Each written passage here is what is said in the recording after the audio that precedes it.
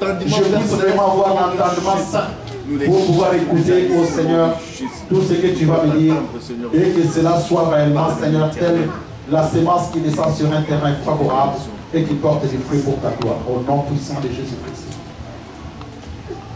Seigneur Jésus, je t'adore. Je t'ai donné ma vie. Je t'aime tant. Seigneur Jésus, je t'adore. Je t'ai donné ma vie. Je t'aime tant. Mon Dieu, mon roi, je t'adore. Je t'ai donné ma vie. Je t'aime tant. Mon Dieu, mon roi, je t'adore. Alléluia.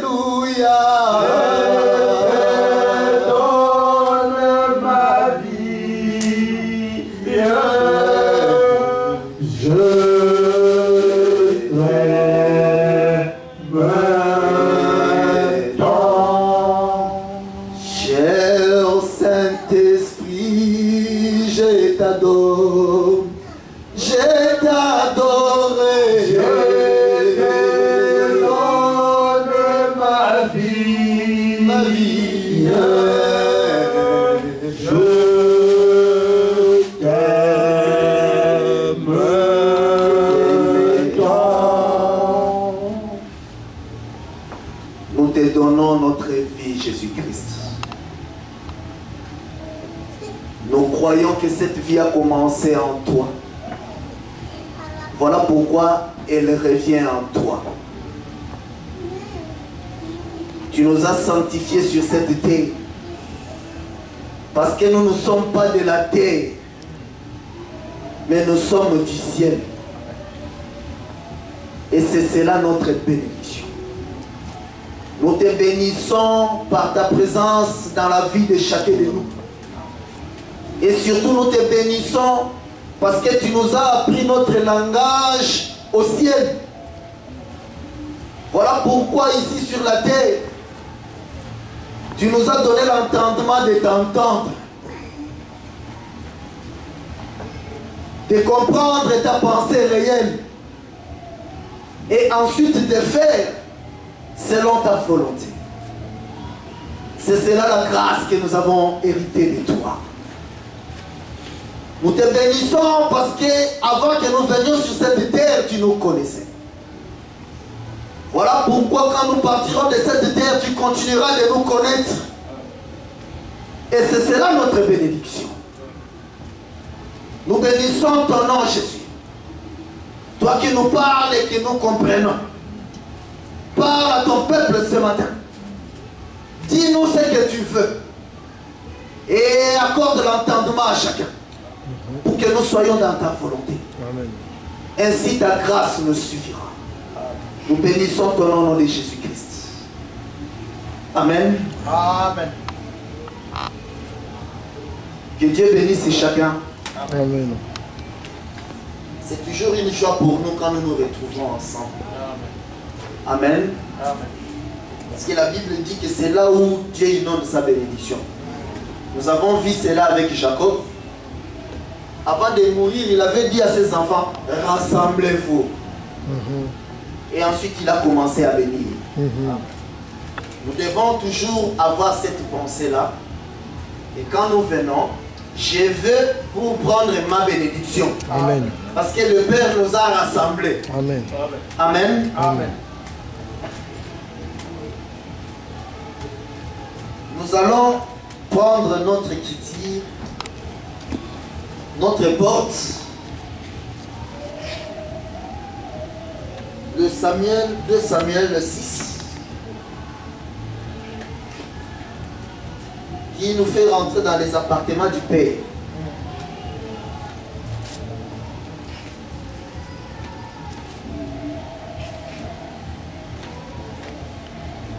Nous allons commencer au verset 3.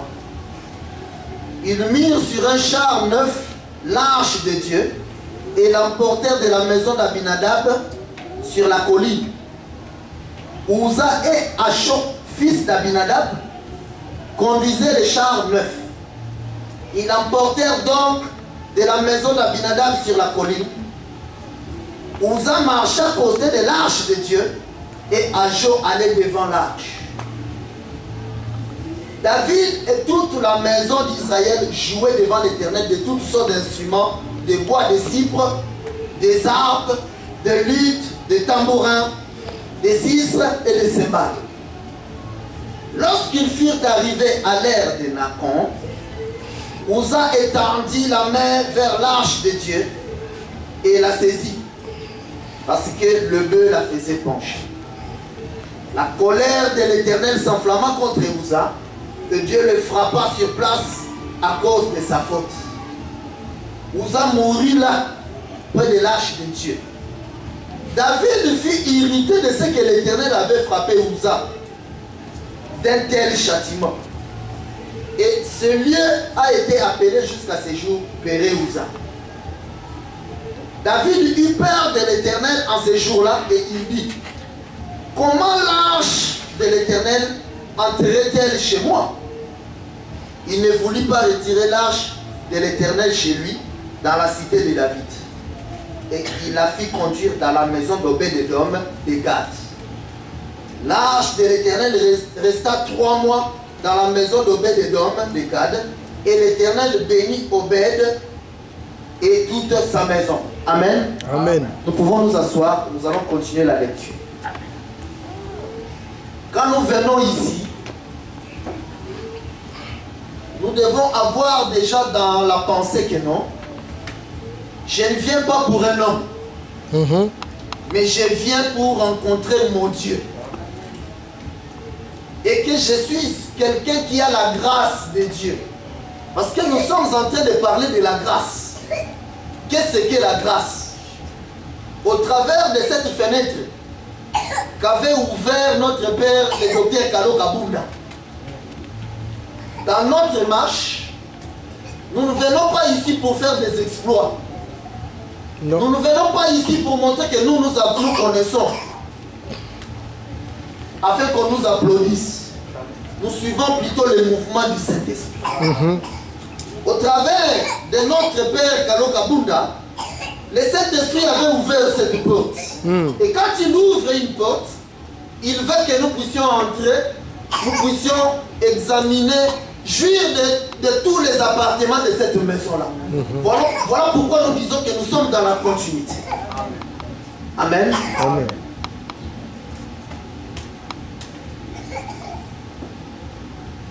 Seulement nous avons un problème. Au travers de cette histoire, nous voyons Dieu commettre un meurtre. Dieu a commis un meurtre. Dieu a tué. Et nous avons un procès. Parce qu'ici, nous faisons le procès. Parce que Dieu a dit que le jugement commence dans sa maison. Et que nous devons juger les anges. Dieu est un ange. Nous sommes en train de les juger parce que nous avons une accusation. David est en train d'accuser Dieu que Dieu a tué Uza gratuitement. Uza n'a rien fait. Alors, il faut que nous puissions examiner cela pour pouvoir savoir si Dieu a raison ou Dieu a tort. Parce que dans notre procès, nous n'avons que 3 conclusions. Nous allons voir si Dieu a raison ou Dieu a tort. ou Dieu a raison et tort. C'est ça la finalité. Mais nous suivons la procédure. Parce que nous sommes des vrais juges. Amen. C'est ça ce que nous sommes en train de voir. Les mondes, quand ils prennent ces passages, bon, Dieu a tué Uza parce que Uza n'était pas sacrificateur. Il a touché l'âge. Dieu l'a tué. C'est une bonne chose, nous disons Amen. Mais la terre entière s'arrête là. C'est-à-dire, il rentre seulement au salon. Il s'arrête là. Mais nous sommes l'épouse qui a le droit de visiter les chambres. Nous sommes les fils qui ont le droit de posséder de toute la maison. Voilà pourquoi nous devons aller au-delà de ce que le monde confesse. Amen.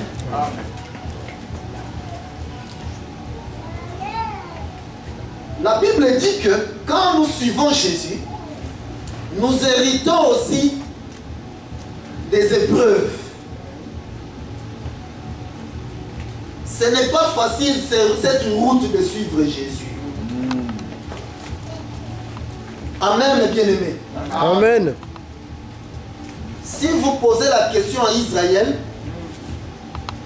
quand vous étiez parti de l'Égypte pour Canaan, comment c'était?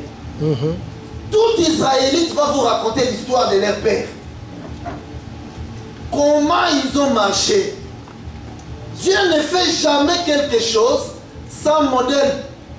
C'est ça notre doctrine. Il faut qu'il ait déjà fait avant. Sinon, s'il fait quelque chose de nouveau, il aura des problèmes avec nous, les juges. Dieu a peur de nous. Parce qu'il sait que nous l'attendons au tournant. Voilà pourquoi dans ce procès, Dieu doit bien venir se défendre. La procès de Uza. On l'a accusé d'être un meurtrier. Il faut qu'il pousse des vrais arguments. Parce que nous ne sommes pas faciles à convaincre.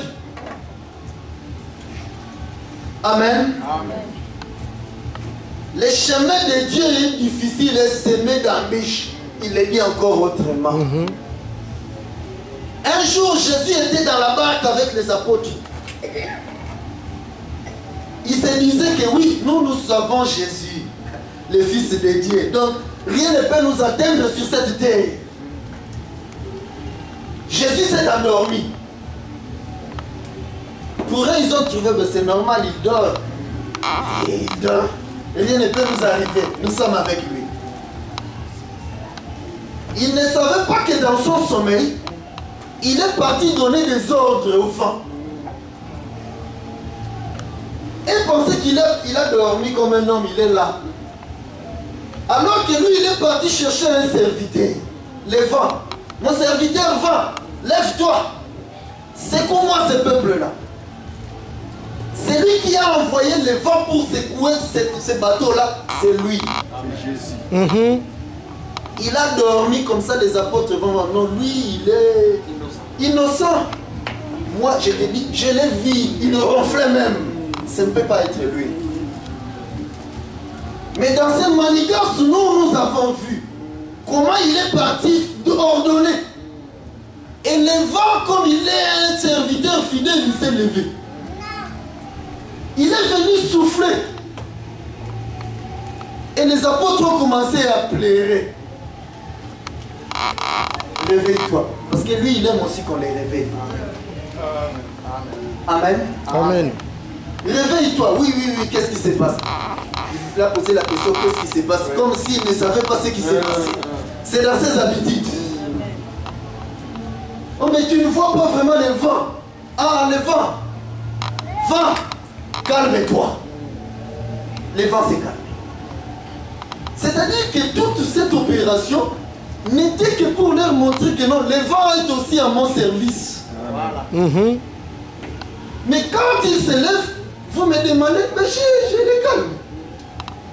Amen. Amen. Ça ne commence pas aujourd'hui.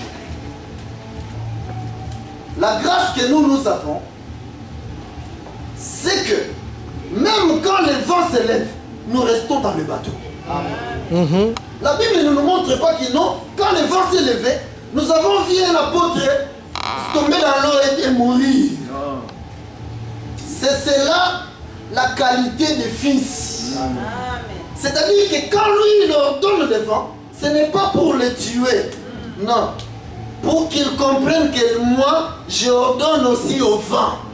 Qu'ils les connaissent davantage. Amen. La Bible dit ceci. Rien ne peut arriver sans que ce soit lui qui l'ordonne. Amen. Comprenez cela. Ne soyons pas distraits par ce que nous sommes en train de vivre. Mais allons au-delà, comme notre bien-aimé Job. Quand Job, le vent s'est levé dans sa vie. Parce qu'avec notre bien-aimé Job, Job jouissait de tous les biens. Il était très béni matériellement. Alors Dieu regarde, bon, il faut que je les bénisse aussi spirituellement. Voilà. Alors il est parti comme dans ses habitudes. Mon serviteur, le diable, vient. Parce que c'est lui qui crée aussi le vouloir et le faire dans les esprits. Amen. Le diable, là où il était, il est venu. Parce qu'on l'a appelé. Il se présente. Tu viens d'où? Comme s'il ne savait pas d'où il venait. Et pourtant, il l'avait envoyé aller inspecter tous les biens de Job. Il connaissait les noms de ses enfants. Il pouvait aussi prophétiser que non, Job, ton enfant, tes enfants s'appellent autant. Tu as autant de bêtes. Le monde allait applaudir. Oui, ça c'est vraiment Dieu. Alors, il l'envoie. Je sais que tu connais mon bien, mon enfant, mon fils, Job, parce que Dieu se réjouit de ses enfants. Amen. Dieu te brave comme un trophée auprès du diable. T'as vu mon fils Jéred? Il m'aime. Amen. Amen. Alors il ordonne à ce vent-là, parce que c'était un vent, va souffler dans la maison de Job. Il est venu, il a soufflé. Je ne sais pas s'il y a quelqu'un sur la terre qui a reçu un tel vent comme le bien-aimé Job. Que Dieu bénisse le bien-aimé Job. Parce qu'au-delà de tout ce qu'il vivait dans le présent, lui il a compris que non. Rien ne fait se faire sans que lui il ordonne. Donc le coupable c'est lui. Il s'est tourné vers Dieu. Et la Bible nous montre qu'il a eu quelle cause. Il a reçu plus de bénédictions qu'il avait avant. Et il a connu Dieu davantage. Amen. Parce que quand Dieu fait quelque chose, il le fait toujours avec un but. Le but c'est de venir bénir ses enfants. Amen. Amen. Je répète. Quand Dieu fait souffler le vent, le but est de bénir son peuple.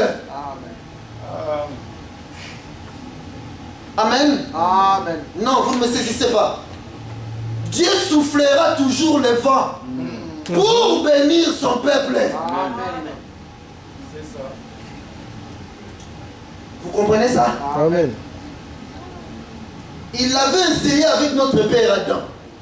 Il lui a donné tous ses biens. Adam jouissait des biens, il s'endormait tranquillement, il ne connaissait pas son père. Il ne réalisait pas l'importance des biens qu'il avait. Alors le père a encore envoyé le vent. Le vent a soufflé. Oh, Adam a compris. Oh, tu es aussi sauvé. C'est dans ses habitudes. Non seulement le vent souffle aujourd'hui, mais il soufflera aussi encore demain. Et il a soufflé hier. Qu'importe les manières où le vent souffle, mais sachez que le vent soufflera certainement. Mais le problème est que quand le vent souffle, toi, ta position, il faut toujours rester avec la position de l'écriture. Il faut rester toujours avec Jésus dans la barque. Amen. Même s'il dort, tu ne tomberas pas dans l'eau. C'est ça qui nous amène ici. À décortiquer ces choses. Pour comprendre la manière, lui, il travaille. Amen. Amen. Notre bien-aimé Paul nous dit quelque chose d'important que nous allons voir. Allons dans les livres de 2 Corinthiens chapitre 13.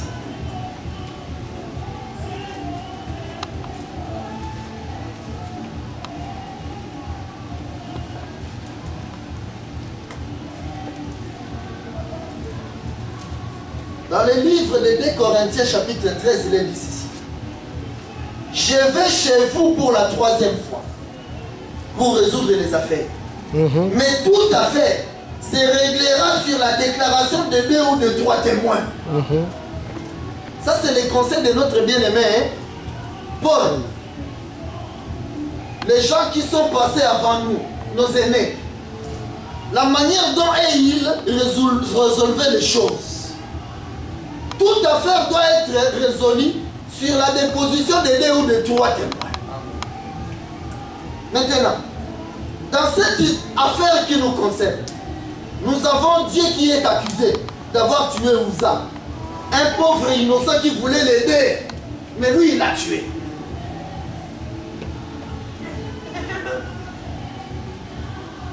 Alors pour juger Dieu, nous devons d'abord savoir Dieu qui il est.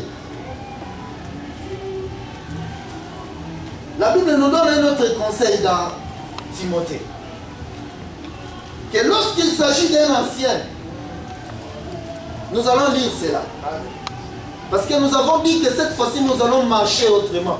Nous nous sommes repentis devant Dieu d'avoir mal travaillé hier. Quand nous parlions, nous on pensait que le peuple comprenait et nous partions. Mais cette fois-ci, ce ne sera plus pareil.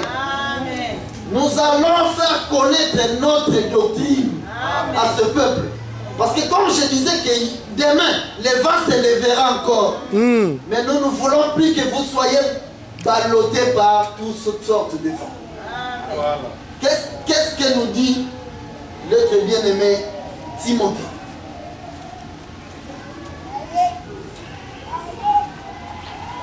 « 1 Timothée chapitre 5.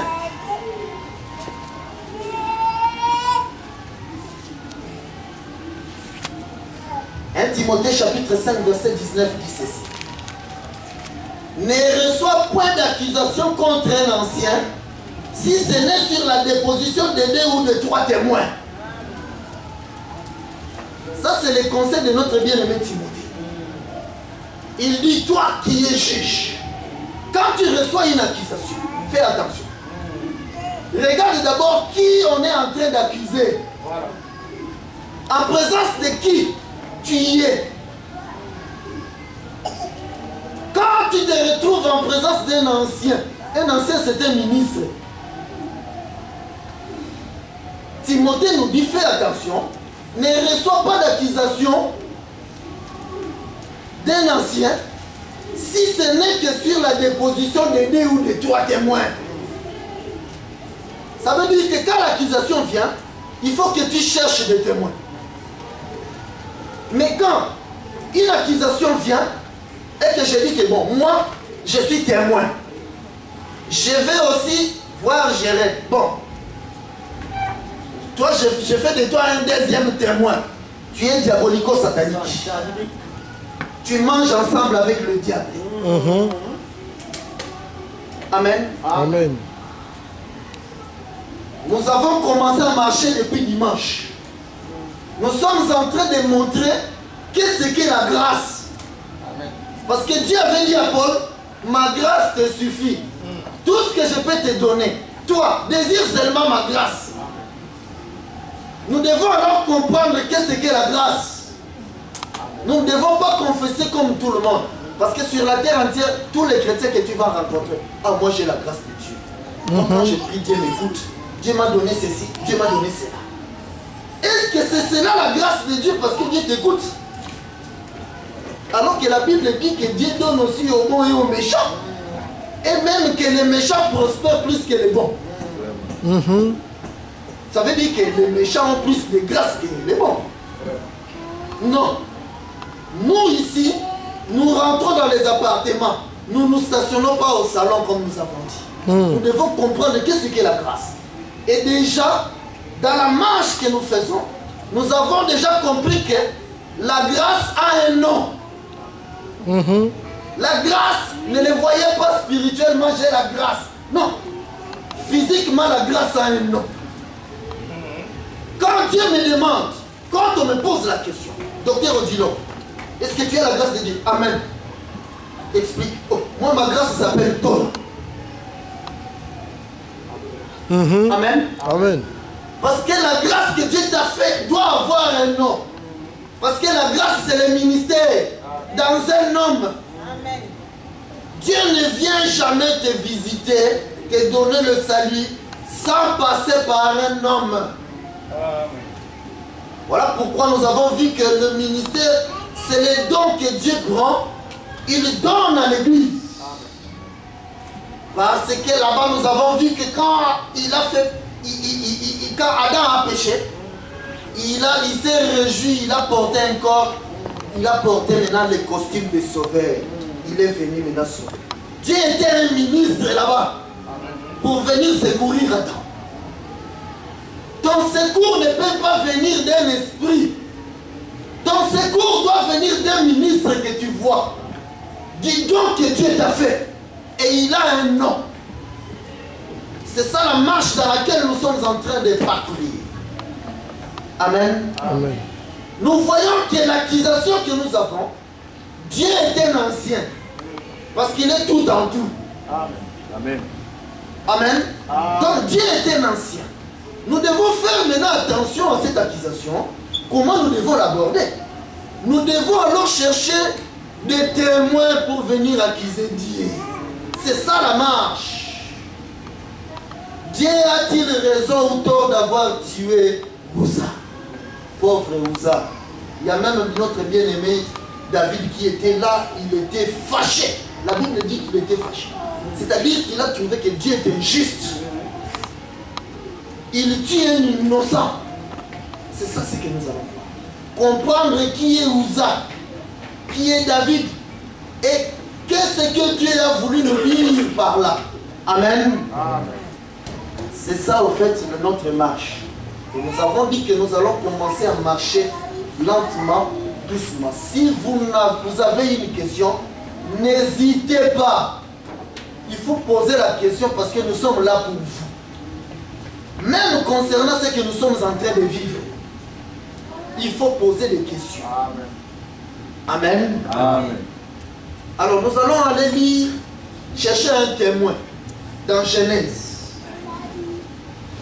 Dieu a des problèmes avec nous. Comment il peut tuer un innocent?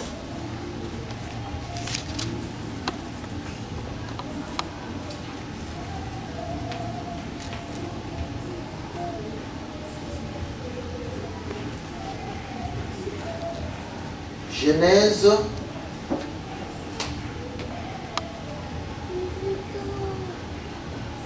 25.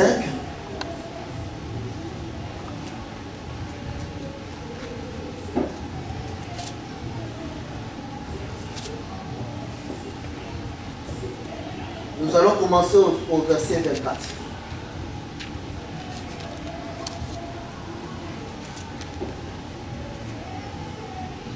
Les jours où elle devait accoucher s'accomplirent. Et voici, il y avait 2 jumeaux dans son ventre. Les premiers sortis entièrement roux, comme un manteau de poils. Et on lui donna le nom d'Ésaü.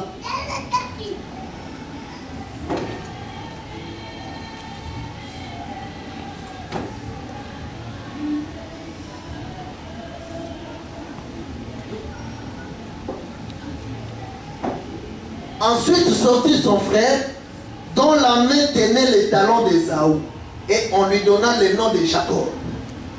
Isaac était âgé de 60 ans lorsqu'il naquit. Ses enfants grandirent. Ésaü devint un habile chasseur, un homme de champ, mais Jacob fit un homme tranquille qui restait sous les tentes. Isaac aimait Ésaü parce qu'il mangeait du gibier et Rebecca aimait Jacob. Comme Jacob faisait cuire un potage, Ésaü revient des champs accablé de fatigue. Et Ésaü dit à Jacob, laisse-moi, je te prie, manger de ces roux, de ces roues-là, car je suis fatigué. C'est pour cela qu'on a donné à Ésaü le nom d'Édom. Jacob dit, vends-moi aujourd'hui ton droit d'aînesse. Ésaü répondit, voici je m'en vais mourir, à quoi me sert le droit d'aînesse? Et Jacob dit, jure-le-moi d'abord. Il le lui jura et il vendit son droit d'aînesse à Jacob. Alors Jacob donna à Ésaü du pain et du potage des lentilles. Il mangea et but, puis se leva et s'en alla. C'est ainsi qu'Ésaü méprisa les droits d'aînesse. Amen. Nous allons continuer au verset 27. Isaac devenait vieux et ses yeux s'étaient apaisantis au point qu'il ne voyait plus. Alors il appela Ésaü son fils aîné et lui dit, mon fils, et il lui répondit, mais voici. Isaac dit, voici donc je suis vieux, je ne connais pas les jours de ma mort. Maintenant donc, je te prie, prends tes armes, ton carquois et ton arc, va dans les champs et chasse-moi du gibier. Fais-moi aimer comme j'aime et apporte-le-moi à manger, afin que mon âme te bénisse avant que je meure. Rebecca écouta ce qu'Isaac disait à Ésaü son fils. Et Ésaü s'en alla dans le champ pour chercher du gibier et pour les rapporter. Puis Rebecca dit à Jacob, mon fils, voici j'ai entendu ton père qui parlait ainsi à Ésaü, ton frère. Apporte-moi du gibier et fais-moi un mets que je mangerai. Et je te bénirai devant l'Éternel avant ma mort. Maintenant, mon fils, écoute ma voix à l'égard de ce que je te commande. Va me prendre au troupeau des bons chevaux. J'en ferai pour ton père un mets comme il aime. Et tu les porteras à manger à ton père afin qu'il te bénisse avant sa mort. Jacob répondit à sa mère, voici Ésaü mon frère est venu et je n'ai point de poils. Peut-être mon père me touchera-t-il et je passerai à ses yeux pour un menteur et je ferai venir sur moi la malédiction et non la bénédiction. Sa mère lui dit, que cette malédiction mon fils retombe sur moi. Écoute seulement ma voix et va me les prendre. Jacob alla les prendre et les apporta à sa mère, qui fit un mets comme son père aimait.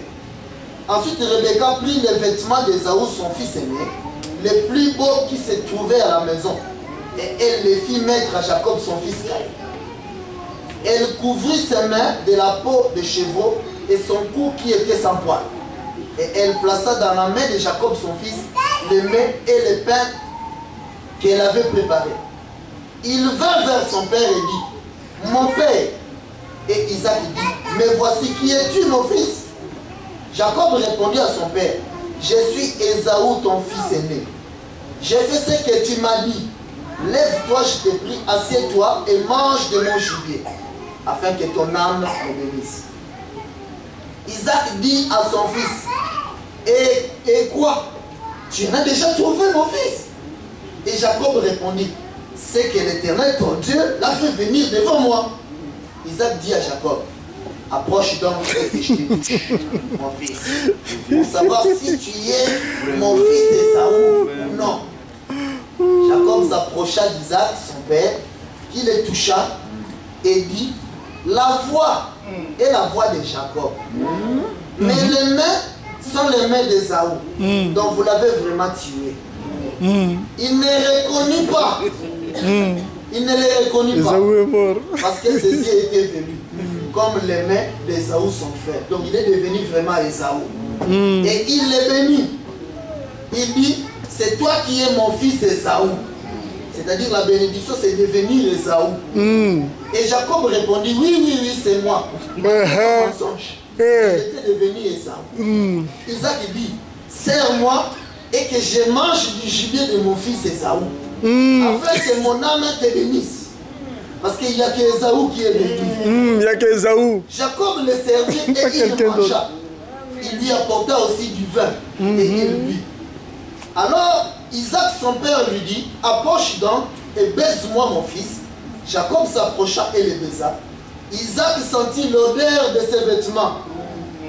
Puis il le bénit et dit, voici l'odeur de mon fils est comme l'odeur d'un champ que l'Éternel a béni. Amen. Amen. Amen. Pour finir, nous allons toujours continuer sur cette histoire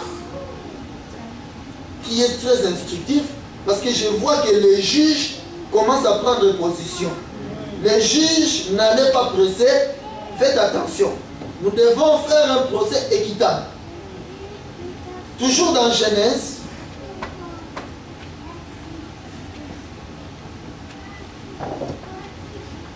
Toujours dans Genèse.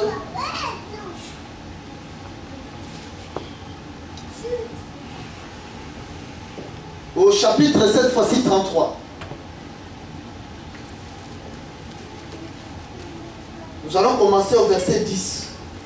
Et Jacob répondit, non, je t'ai pris. Si j'ai trouvé grâce à tes yeux, accepte de ma main mon présent. Car c'est pour cela que j'ai regardé ta face comme on regarde la face d'un Dieu. Et tu m'as accueilli favorablement. Accepte donc mon présent qui t'a été offert, puisque Dieu m'a comblé de grâce et que je ne manque de rien. Il insista auprès de lui. Et Ésaü accepta. Ésaü dit, partons, mettons-nous en route, j'irai vers toi, devant toi. Jacob lui répondit, mon Seigneur, c'est que les enfants sont délicats et que j'ai des brebis et des vaches qui allaitent. Si l'on forçait leur marche, un seul jour, tous les troupeaux périraient. Que mon Seigneur prenne les devants sur son serviteur. Et moi, je suivrai lentement au pas du troupeau qui me précédera et au pas de l'enfant, des enfants, jusqu'à ce que j'arrive chez mon Seigneur à Sénir. Amen. Amen. Nous répétons que nous sommes en train de chercher des témoins pour l'accusation que nous avons de Dieu. Dieu est accusé. Va-t-il s'en sortir ou pas? C'est ça ce que nous allons voir. Ça, c'est les arguments de Dieu. Nous connaissons tous cette histoire d'Ésaü et de Jacob. Nous les vivons comme de l'eau. Mais si à chaque fois qu'on touche une critique, tu te dis que bon, ça, je connais déjà tout ce qu'on enseigne sur ça, tu meurs. Tu meurs. Parce que ici, c'est l'évangile éternel. À chaque fois que Dieu touche quelque chose, tu dois avoir quelque chose de nouveau. Amen. Même pas au travers de ce qui sort de la bouche du prédicateur. Mais ce qui sort de la bouche du prédicateur peut déclencher une ouverture. Cette ouverture-là, c'est ça ce que Dieu a prévu pour toi ce jour-là. Amen. Amen. Amen. C'est pourquoi il faut toujours être attentif. Nous voyons cette histoire d'Isaac qui devait bénir ses deux enfants. Je souligne que ces enfants-là étaient des jumeaux. Des vrais jumeaux. Les vrais jumeaux, quand nous les regardons, nous avons du mal à les distinguer. Amen. Parce que les vrais jumeaux, en réalité, c'est une même personne. Même la science, la médecine, ne comprend pas encore comment cet œuf fécondé, qui est un seul, se divise pour former deux personnes distinctes, deux personnes pareilles. Les mystères des jumeaux. Nous, ici, nous expliquons les mystères des jumeaux, des vrais et des faux. Parce que quand il y a toujours les vrais, il y a aussi les faux. Mais ici, nous sommes en face des vrais jumeaux. Amen. Le père aimait l'aîné. Parce que le père aime toujours l'aîné. Amen. Le père aime toujours l'aîné. Et nous devons comprendre pourquoi le père aime toujours l'aîné. Parce qu'ici, nous sommes dans l'évangile de pourquoi de chaque chose. Pour nous aider à saisir cela, puisque nous parlons de Jacob, nous devons aller voir comment Dieu a parlé au travers de Jacob de l'aîné qu'il a eu. Genèse où nous sommes au 49. Genèse chapitre 49, au premier verset. La Bible dit ceci. Jacob appela ses fils et dit, assemblez-vous et je vous annoncerai ce qui vous arrivera dans les suites des temps. Rassemblez-vous et écoutez, fils de Jacob. Écoutez Israël, votre père. Il commence par l'aîné. Ruben. Ruben, toi mon premier-né, ma force et les prémices de ma vigueur.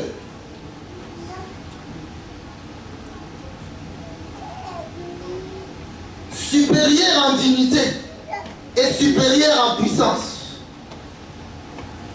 Un petit comme les autres, tu n'auras pas la prééminence, car tu es monté sur la couche de ton père. Là, nous croyons que Dieu est en train d'accuser. Tu as essuyé ma couche en y montant. Siméon, non, nous nous arrêtons là. La Bible dit que le fils aîné, c'est la force du père. C'est la puissance du père. La vigueur. Amen. Or, la force du père, c'est le père. La puissance du père, c'est le père. Mais tout cela, Dieu nous montre qu'il met ça dans le fils aîné. Vous comprenez ça? Pourquoi le père aime le premier-né? C'est pourquoi quand il vient chez Abraham, il ne pouvait pas lui dire non, donne-moi le second fils que je mange. Non. En réalité, Dieu est venu auprès d'Abraham récupérer ce qui lui appartient. C'est-à-dire sa force, sa puissance. C'est ça qui nous manque. Ainsi, nous comprenons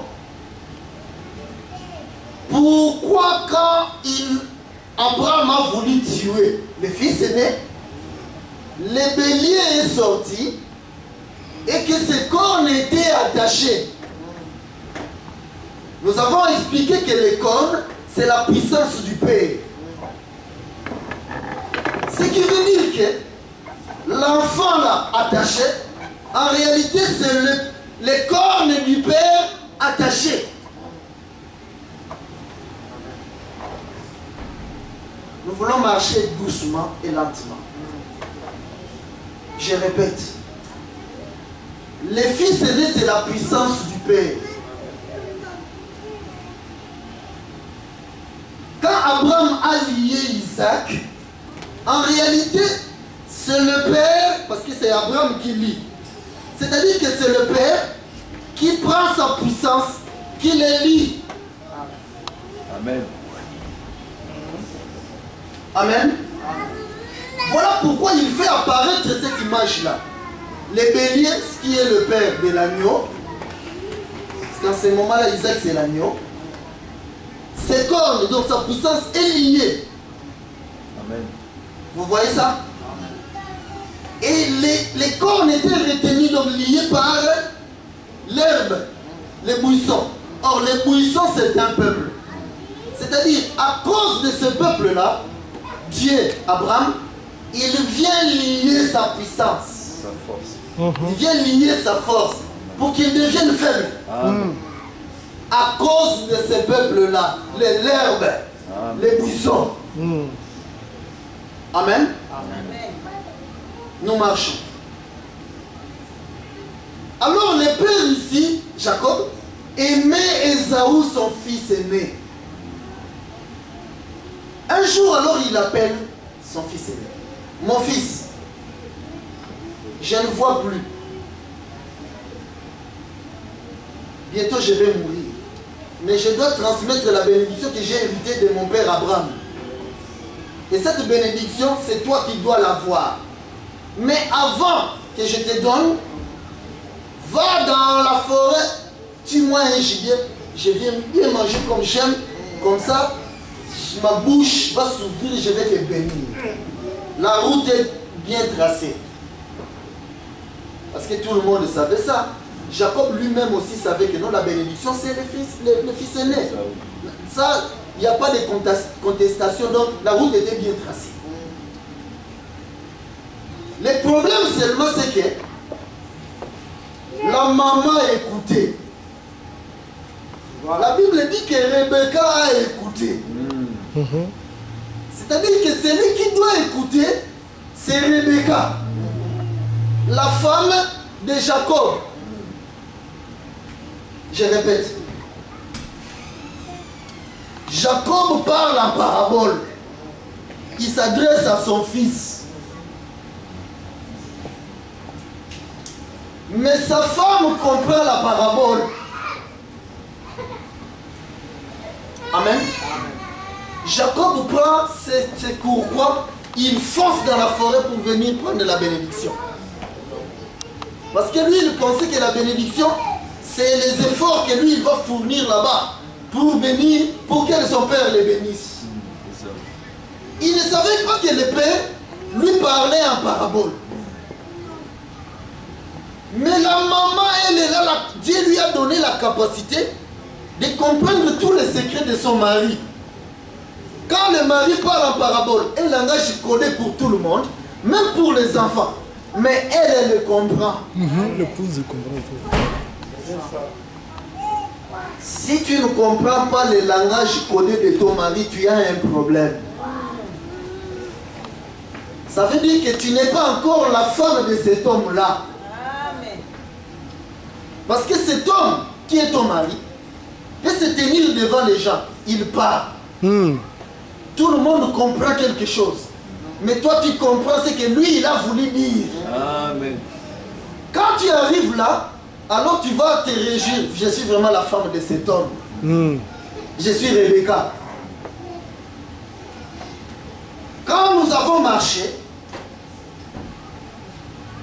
nous avons été lire l'écriture de Galates 5, où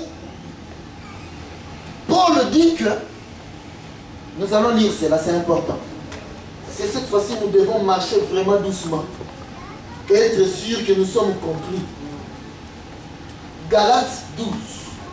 Galates 5, pardon.